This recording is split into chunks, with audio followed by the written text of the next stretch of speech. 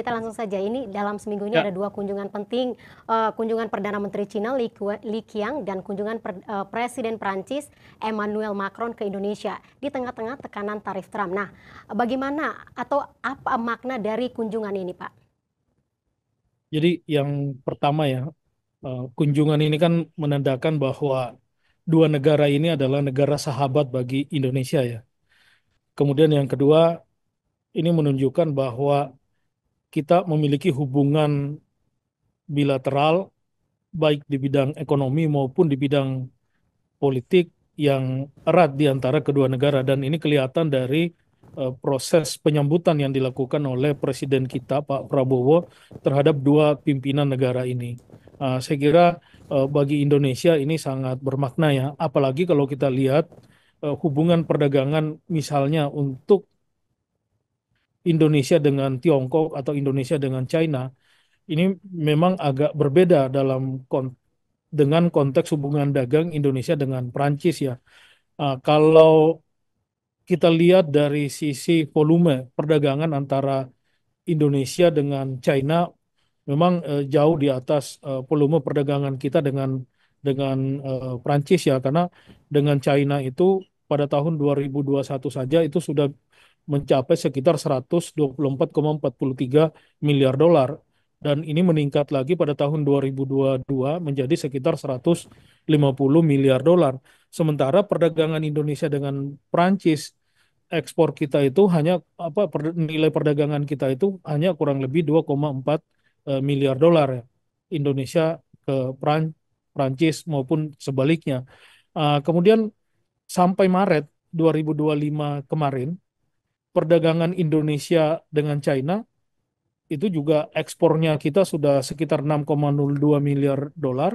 Nah, kita mengimpor pun dari China dalam jumlah yang hampir sama ya 6,2 miliar dolar dan kita defisit sekitar apa eh, 800 juta US dollar ya sorry 1,8 sorry kita defisit sekitar 6062 dikurang ya 18 lah 0,18 miliar dolar ya defisit perdagangan Indonesia dengan China. Nah, saya kira dari sisi intensitas hubungan ya pasti hubungan kita dengan China jauh lebih intensif dibandingkan dengan hubungan perdagangan Indonesia dengan Prancis dan ini kelihatan dari volume perdagangan.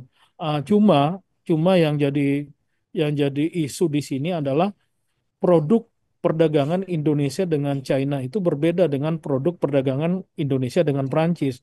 Kalau kita dengan China rata-rata komoditi yang memang misalnya ya Indonesia punya, China juga punya. Misalnya untuk komoditas yang kita ekspor ya, misalnya besi dan baja juga kita kita punya produknya, China juga punya produknya. Makanya beberapa waktu terakhir selalu ada isu ya serbuan baja impor murah dari China ke pasar domestik kita ya.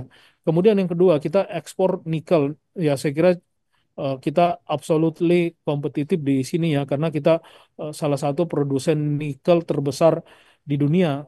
Kemudian beberapa produk pertanian yang memang tidak bisa dihasilkan oleh China sendiri ya karena ya kita tropis mereka daerah yang subtropis ya. Nah, kemudian ya barang-barang tambang yang lain. Nah, kemudian porsi perdagangan Indonesia-China dibandingkan dengan eh, perdagangan dengan negara-negara yang lain. Nah, perdagangan Indonesia-China itu bisa mencapai sekitar 22 sampai 24% dibandingkan dengan total perdagangan Indonesia dengan seluruh dunia. Saya kira ini ini cukup menggambarkan bahwa Indonesia China ini hubungan perdagangannya sangat intensif.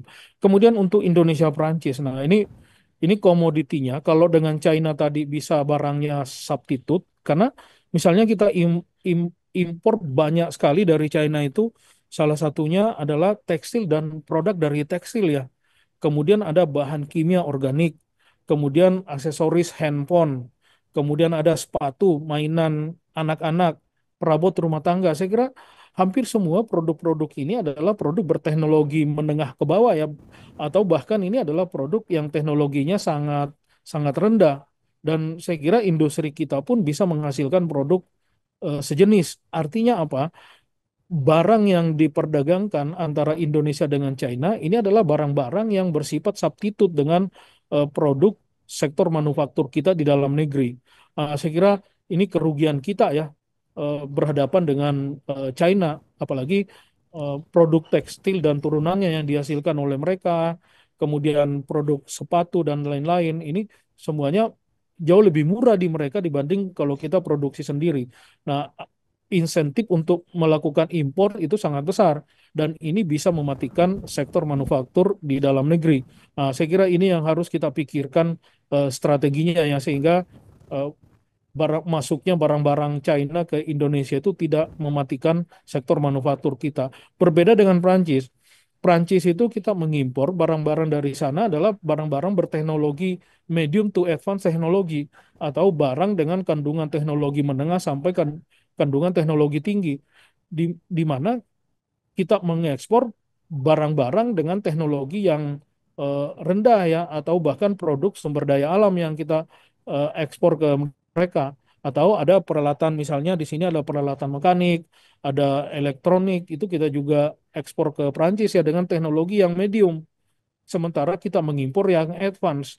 Artinya, hubungan dagang Indonesia dengan Prancis itu lebih bersifat komplementer dibanding bersifat substitut. Nah, saya kira ini yang harus kita sikapi ke depan dalam konteks hubungan kerjasama Indonesia dengan China maupun Indonesia dengan Prancis. Bisa saja nanti ke depan kita menggeser kerjasama kita dengan China ini tidak lagi di produk-produk berteknologi menengah ke bawah, karena yang menengah ke bawah ini cukup kita hasilkan di dalam negeri.